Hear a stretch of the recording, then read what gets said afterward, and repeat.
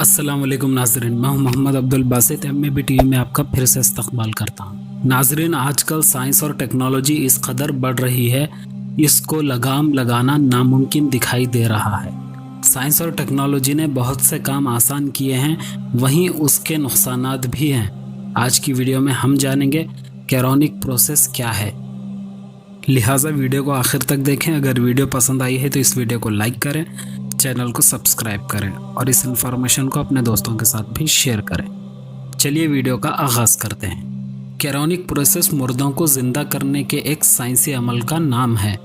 इसके तजुर्बात किए जा रहे हैं। इंसान की सोच आज इतनी आगे बढ़ चुकी है, वो अब खालिक को भी चैलेंज कर बैठा है, जिसका नतीजा बहुत बुरा होगा।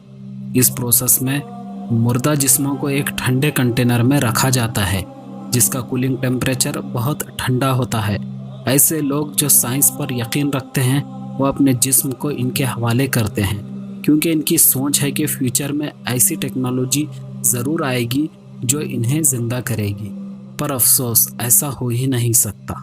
कैरोनिक प्रोसेस दरअसल एक ऐसा अमल है जिसमें मुर्दे के जिस्म को मेडिकल टीम पहले सही तरह ठंडा करती है और फिर जिस्म के टिश्यूज़ को CPR के ज़रिए ऑक्सीजन फ्राहम करती है, जबकि इस दौरान ऑक्सीजन मास्क का भी इस्तेमाल किया जाता है। इसके बाद मुर्दे को एक ऐसे कंटेनर में रखा जाता है जिसका दर्जे हरारत हद से कहीं गुना ज़्यादा ठंडा होता है, जिसे सुपर लो टेम्परेचर भी कहा जाता है। केमिकल गैस नाइट्रॉन के एक चैम्बर में जिस्म को रखा जाता है और मसनूई तरीक़े से मुर्दे के जिस्म में खून की रवानी के अमल को शुरू किया जाता है, ताकि जिस्म बर्फ़ या क्रिस्टल की तरह ठंड की वजह से ठंडा ना हो जाए। मुर्दे को इस वक्त तक इसी कंटेनर में रखते हैं जब तक कि वो ज़िंदा ना हो जाए, लेकिन ऐसा अब तक नहीं हुआ। अब तक कोई ज़िंदा नहीं हुआ, ना ही ऐसा कभी होगा। इंसान कितनी भी कोशिश कर ले, अल्लाह के बनाए कानून के ख़िलाफ़ नहीं जा सकता।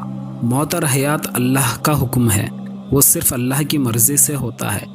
लेकिन ये साइंसदान को अभी भी उम्मीद है कि फ्यूचर में ऐसा करने में वो कामयाब होंगे।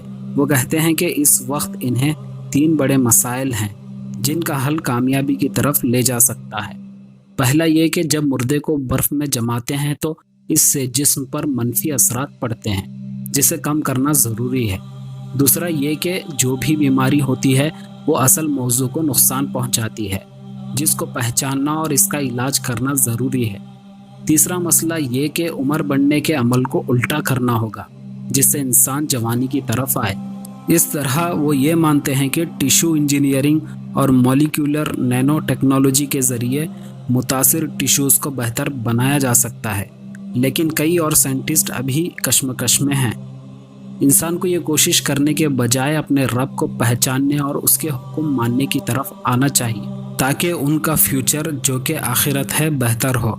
अल्लाह हम सब को उसके अहकामात पर चलने वाला बनाए और ऐसी शैतानी सोच से बचाए।